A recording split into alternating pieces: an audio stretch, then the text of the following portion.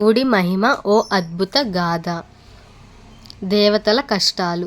అసురులు భూలోకంలో దుష్టచర్యలతో ప్రజలపై, దేవతలపై భయానకంగా దాడులు చేస్తుంటారు. దేవతలు బ్రహ్మ, విష్ణు, శివులను ప్రార్థిస్తూ శరణు కోరతారు. ఇప్పుడు ఇంద్రుడు బ్రహ్మదేవునితో ఇలా అన్నాడు.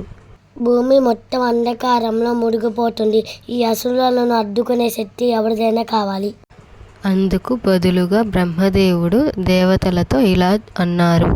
పరమశివుడు మాత్రమే ఈ సమస్యకు పరిష్కారం చూపించాలి. శివుడు హిమాలయాల్లో తపస్సులో మునిగి ఉంటాడు. దేవతలు ఆయనను ఆప్యాయంగా పిలుస్తారు. పార్వతీదేవి శివుడి తపస్సు విచ్ఛిన్నం కాకుండా దేవతలను శాంతపరుస్తుంది.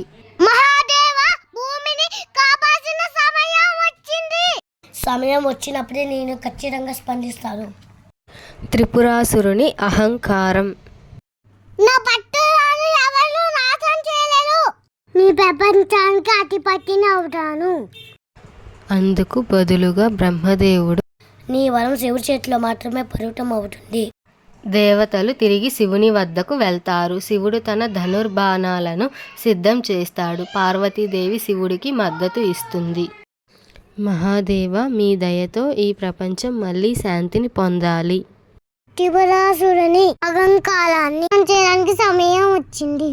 శివుడు మహాతాండవం చేస్తూ తన ధనస్సు ద్వారా 3 నగరాలను ఒకే బాణంతో నాశనం చేస్తాడు. ఆకాశంలో దేవతలు ఆనందంతో స్తుతిస్తారు. ఓం నమః శివాయ, ఓం నమః శివాయ, ఓం నమః శివాయ, ఓం నమః శివాయ, ఓం నమః శివాయ. అలంకారం ఎప్పుడు నాశనమే, ధర్మం ఎప్పుడు విజయాన్ని సాగిస్తుంది. ఓం నమః శివాయ, ఓం నమః శివాయ, ఓం నమః శివాయ. త్రిపురాసురుని మరణంతో భూమి మళ్ళీ శాంతి, సౌభాగ్యాన్ని పొందుతుంది.